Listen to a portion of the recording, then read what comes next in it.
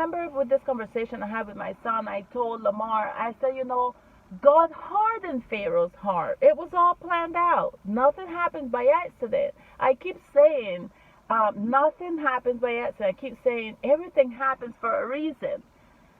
Because in the Bible, this is what I've been learning throughout my years. This is what you see in the Bible.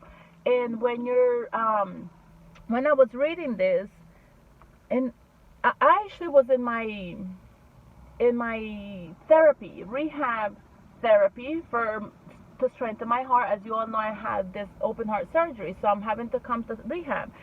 And I was sitting there on the two-step, one of those machines, and I took out my phone, and because sometimes it gets real lonely for me. I'm sitting in there, and this was a few weeks ago, and I was sitting in there, and I get my phone, and I start reading my Bible. And as I opened my Bible in the phone app, as I opened in Exodus, because that's what I was reading out of, I've been studying out of, rather say, I was on chapter 14. So I began to read chapter 14. I stopped right at verse 4 because the message that I read there was so incredible, and it just hit me like, wow, And now this is what, about 2 weeks before this whole shutdown have happened with this coronavirus, before this the whole world have shut down.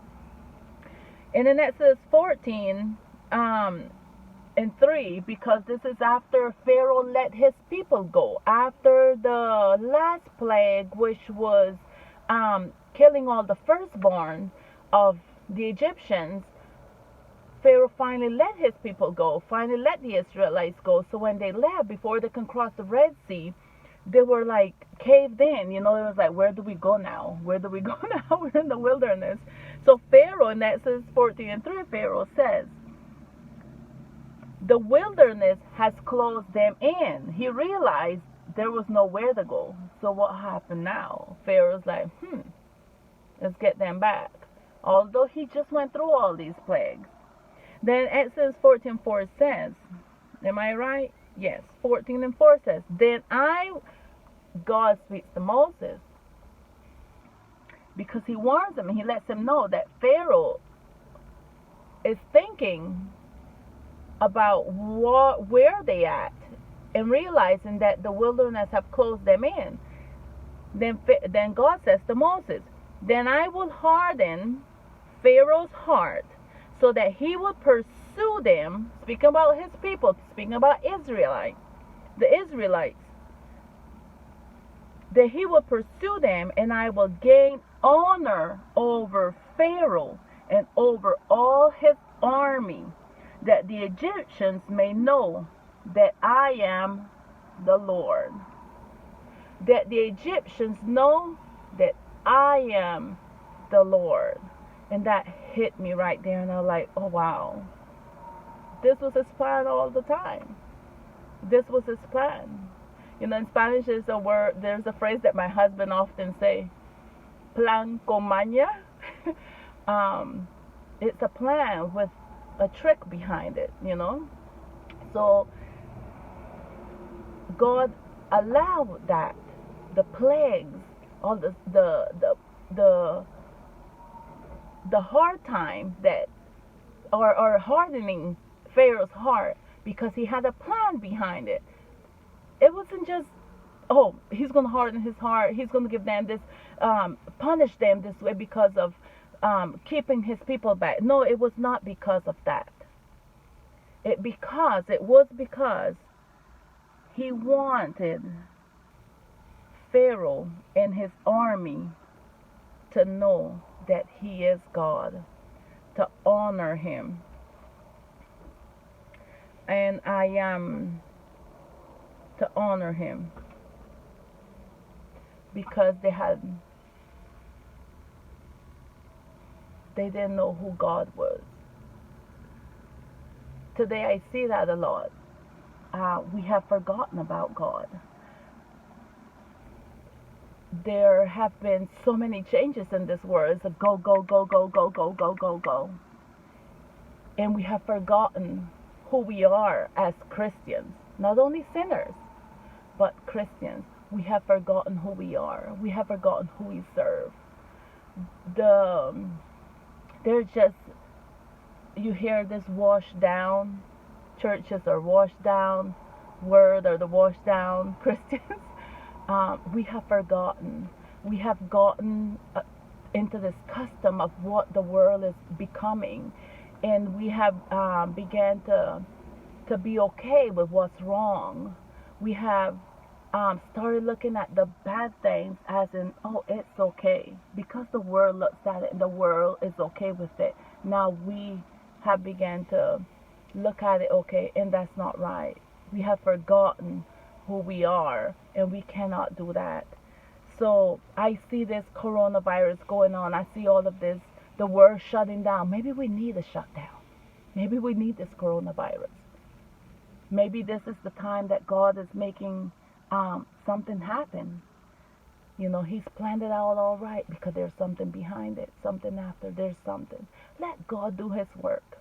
And it's, I have never seen it before. I have never heard of it. Not even from my older people, my elders, my family have ever said anything about something like this ever happening.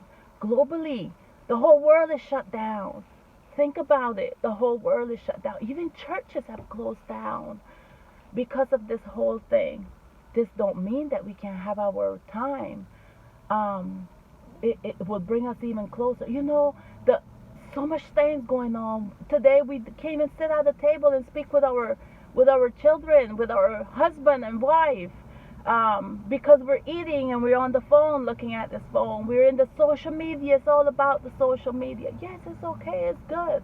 I'm not saying let's stay behind with no lights or no internet. You know, we're bettering, but let's better for the good, not better for the worse.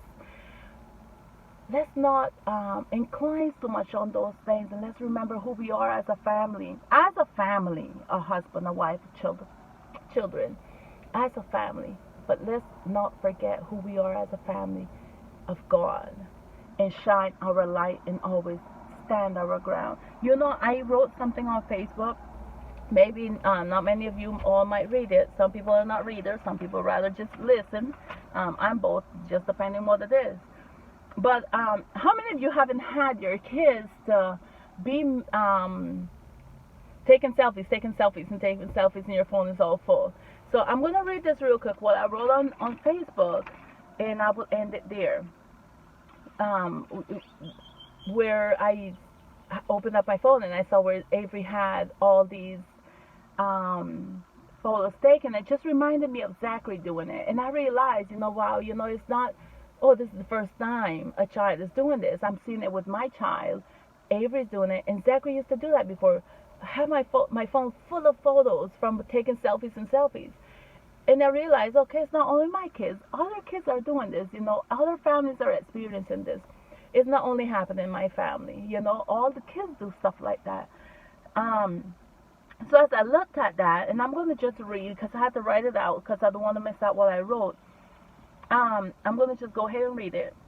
That how I saw Avery doing this, and how it reminded me of Zachary doing it. And at the same time, this made me see how the world go around and around, going back on how not only my family's doing it, but I'm sure other families are doing it. And what happened today most likely already happened yesterday. So doesn't this illustrate the Bible when Exodus speaks about the plagues, and going back to what we're having right now? So all the way through Exodus 12 and 14, it speaks about the plagues. What happened back then is happening today. But fear not, because the same Jehovah God that said to his people that he will not allow the plague to touch them is the same God today, and his word reminds me of that. He will not allow the plague to touch us because we are covered by the blood of the Lamb. So believe and confess it today, that Jesus is your Lord and Savior. But start making a change in your life. Make a sacrifice in your life for Him. If you can keep one day of the week without eating meat because of the lentil, search yourself and see what habit can you change you can keep out for the rest of your life. Perhaps lying, stealing, stealing those bandages and the Tylenols or from work, cussing, all that foul language is not Christ-like. I sure don't imagine my Christ with all this foul language. I just don't imagine that God is talking, having a conversation, and all you have is all sorts of foul language coming out of His mouth. Sitting home on your phone, just liking and commenting on just about everybody's post on Facebook, instead of getting ready to go to church. Oh, but wait, the church doors are closed because of the epidemic.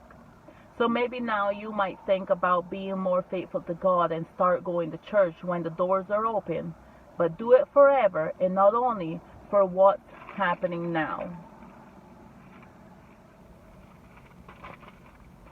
It's time for the church to stand up, rise for God. Not only sinners have to adhere, but he who claimed Christianity also. He who claimed to be a believer. It's time to rise and raise your voice to God. But do it with dignity, without baggage. Baggage is all of the things that you're holding on to because you're just so comfortable with them. Let go. Let God do His work in us and in this world. So fear not for this virus because God got this under control. God bless you and be safe. Stay home.